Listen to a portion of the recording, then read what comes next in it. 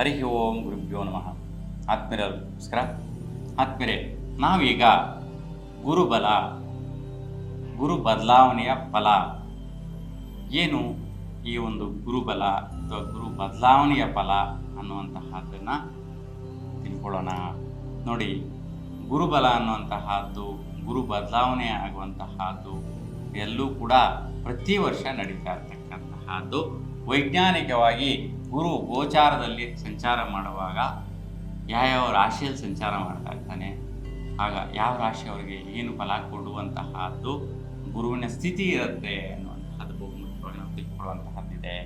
ಈಗ ವೃಶ್ಚಿಕ ರಾಶಿಯವರಿಗೆ ಈ ಒಂದು ಗುರು ಬದಲಾವಣೆಯಿಂದ ಏನು ಪ್ರತಿಫಲಗಳು ಇದೆ, ಗುರುಬಲ ಇದೆಯಾ ಇಲ್ವಾ, ಗುರುಬಲ ಇಲ್ಲ ಅಂತಂದರೆ ಏನು ಪರಿಹಾರಗಳು ಮಾಡ್ಕೋಬೇಕು, ಏನೆಲ್ಲ ತೊಂದರೆಗಳ ವಿಷಯಗಳು ಕಾಣಿಸ್ಕೋಬೋದು, ಯಾವ ದಿನಾಂಕದಿಂದ ಯಾವ ದಿನಾಂಕಕ್ಕೆ ಒಂದು ಸಮಯದ ವ್ಯತ್ಯಯಗಳು ವೈಪರೀತ್ಯಗಳು ಬರುತ್ತೆ, ಈ ಒಂದು ಗುರುಗ್ರಹ ಯಾವ ನಕ್ಷತ್ರಗಳಲ್ಲಿ ಸಂಚಾರ ಮಾಡ್ತಾ ಇರ್ತಾನೆ, ಆ ನಕ್ಷತ್ರಗಳ ಫಲ ವೃಶ್ಚಿಕ ರಾಶಿಯವರ ಮೇಲೆ ಯಾವ ರೀತಿ ಪ್ರಭಾವ ಬೀರ್ಬೋದು ಅನ್ನೋಂಥದ್ದನ್ನು ನೋಡೋಣ.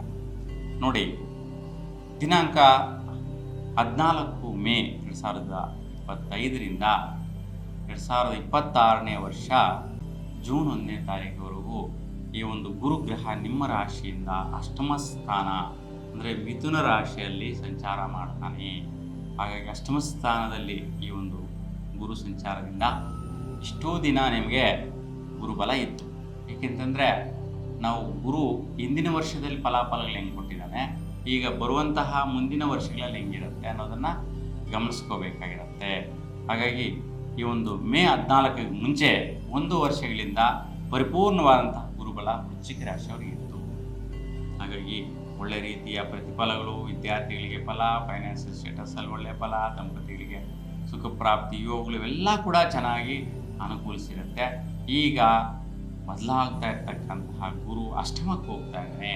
ಹಾಗೆ ಅಷ್ಟಮ ಸ್ಥಾನ ಅಷ್ಟ ನಷ್ಟ ಕಷ್ಟ ಅಂತೇಳಿ ಹೇಳ್ತಾ ಇರ್ತೀವಿ. ಹಾಗಾಗಿ ಷಷ್ಠಾಷ್ಟಮ ವ್ಯಯಸ್ಥಾನಗಳಿರುವಂಥ ಗ್ರಹಗಳ ಫಲ ಕೊಡುವುದಿಲ್ಲ. ಹಾಗಾಗಿ ನಿಮ್ಮ ರಾಶಿಯವರಿಗೆ ಅಷ್ಟಮದಲ್ಲಿ ಸಂಚಾರ ಮಾಡುವಂಥ ಗುರುವಿನ ಫಲ ಹೇಗಿರುತ್ತೆ ಅನ್ನುವಂತಹದ್ದನ್ನು ನೋಡೋಣ. ನೋಡಿ, ಗುರು ಮೃಗಶಿರ ನಕ್ಷತ್ರ 3ನೇ ಪಾದಕ್ಕೆ ದಿನಾಂಕ 14 ಮೇ ತಿಂಗಳಲ್ಲಿ ಪ್ರವೇಶ ಮಾಡ್ತಾನೆ. ಹಾಗಾಗಿ ಮೃಗಶಿರ ನಕ್ಷತ್ರ 3 ಮತ್ತು 4ನೇ ಪಾದಗಳಲ್ಲಿ ಸಂಚಾರ ಮಾಡುವಾಗ ಈ ಒಂದು ನಕ್ಷತ್ರ ಕುಜನ ನಕ್ಷತ್ರನೇ ಆಗಿರೋದ್ರಿಂದ, ನಿಮ್ಮ ರಾಶಿಗೆ ಅಧಿಪತಿ ಕೂಡ ಕುಜನೇ ಆಗಿರೋದ್ರಿಂದ ಸ್ವಲ್ಪ ಒಳ್ಳೆಯ ರೀತಿಯ ಪ್ರತಿಫಲಗಳು ಕೊಡ್ತಾನೆ. ಆರೋಗ್ಯ ಸುಧಾರಿಸುವಂತಹದ್ದು, ಆ ಒಂದು ಆರೋಗ್ಯದಲ್ಲಿ ವ್ಯತ್ಯಯಗಳು ಉಂಟಾಗಿರ್ತಕ್ಕಂಥವರಿಗೆ ಅಂದರೆ ಡೈಜೆಷನ್ ರಿಲೇಟೆಡ್ ಸಮಸ್ಯೆಗಳು, ಜೀರ್ಣಕ್ರಿಯೆ ಸಮಸ್ಯೆಗಳು, ಕಿಡ್ನಿ ಸಮಸ್ಯೆಗಳು, ಗರ್ಭಕೋಶಕ್ಕೆ ಸಂಬಂಧಿಸಿದ ಸಮಸ್ಯೆಗಳು, ಈ ಒಂದು ವಿಚಾರದಲ್ಲಿ ವ್ಯತ್ಯಯಗಳು ವೈಪರೀತ್ಯಗಳಿರ್ತಕ್ಕಂಥವರೆಲ್ಲ ಕೂಡ ಸ್ವಲ್ಪ ಸುಧಾರಿಸುವಂತಹದ್ದು ಬರುತ್ತೆ. ಆ ನಂತರ ಈ ಒಂದು ಗುರುಗ್ರಹವು ಆರಿದ್ರ ನಕ್ಷತ್ರಕ್ಕೆ ಪ್ರವೇಶ ಮಾಡ್ತಾನೆ ಜೂನ್ 14ನೇ ತಾರೀಕಿಗೆ. ಈ ದಿನಾಂಕದಿಂದ ಆಗಸ್ಟ್ 12ನೇ ತಾರೀಕುವರೆಗೂ ಸುಮಾರು 58 ದಿನಗಳ ಕಾಲ, ಹೆಚ್ಚು ಕಮ್ಮಿ 2 ತಿಂಗಳ ಕಾಲ ಆರಿದ್ರ ನಕ್ಷತ್ರದಲ್ಲಿ 4 ಪಾದಗಳಲ್ಲಿ ಗುರುಗ್ರಹ ಸಂಚಾರ ಮಾಡೋದ್ರಿಂದ ಈ ಒಂದು ನಕ್ಷತ್ರವು ರಾಹು ನಕ್ಷತ್ರ ಆಗಿರೋದ್ರಿಂದ, ರಾಹು ನಕ್ಷತ್ರದ ಕೆಳಗಡೆ ಗುರುವಿನ ಬಲ ನಿಮ್ಮ ರಾಶಿಯವರಿಗೆ ಸ್ವಲ್ಪ ವೈಪರೀತ್ಯಗಳು ಜಾಸ್ತಿನೇ ಕಾಣುತ್ತೆ.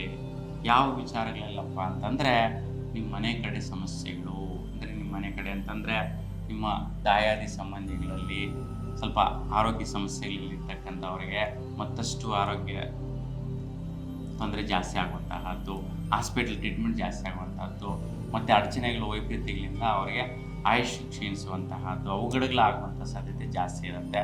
ಮತ್ತು ಸಂಬಂಧಿಕರಲ್ಲಿ ಎಲ್ಲೋ ಬಿದ್ದು ತಗಿಸ್ಕೊಂಡು ತಲೆಗೆ ಬಿಟ್ಟಾಗಿ ತೊಂದರೆಯನ್ನು ಅನುಭವಿಸುವಂತಹದ್ದು, ಹಾಸ್ಪಿಟಲ್ ಟ್ರೀಟ್ಮೆಂಟಿಂದ ಜಾಸ್ತಿನೇ ಸಾಲಬಾಧೆಗಳು ಜಾಸ್ತಿ ಆಗುವಂತಹದ್ದು, ಮತ್ತು ವಿದ್ಯಾರ್ಥಿಗಳಿಗೂ ಕೂಡ ಸ್ವಲ್ಪ ಎಡವಟ್ಟುಗಳು ಬರುವಂತಹದ್ದು, ಫೈನಾನ್ಸಿಯಲ್ ವ್ಯವಹಾರ ಮಾಡ್ತಾ ಇರ್ತಕ್ಕಂಥವರಿಗೆ ಸಮಸ್ಯೆಗಳು, ಇವೆಲ್ಲವೂ ಕೂಡ ಸ್ವಲ್ಪ ತೊಂದರೆಗಳು ಜಾಸ್ತಿನೇ ಕೊಡುತ್ತೆ.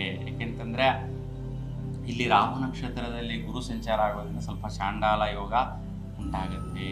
ಆದ್ದರಿಂದ ಇಲ್ಲಿ ಗುರು ಮತ್ತು ರಾಹು ಸಂಧಿ ಶಾಂತಿ ಪರಿಹಾರಗಳು, ವಿಶೇಷವಾಗಿ ಗುರುಶಾಂತಿ ಪರಿಹಾರಗಳು ಮಾಡ್ಕೊಳ್ಳೋದು ಇಂಪಾರ್ಟೆಂಟ್ ಆಗಿರುತ್ತೆ.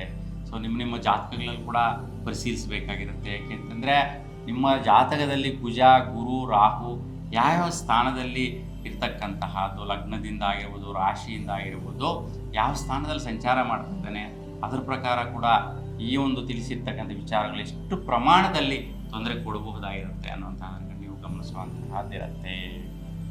ಈ ಒಂದು ಗುರು ಪುನರ್ವಸು ನಕ್ಷತ್ರಕ್ಕೆ ಪ್ರವೇಶ ಮಾಡ್ತಾನೆ.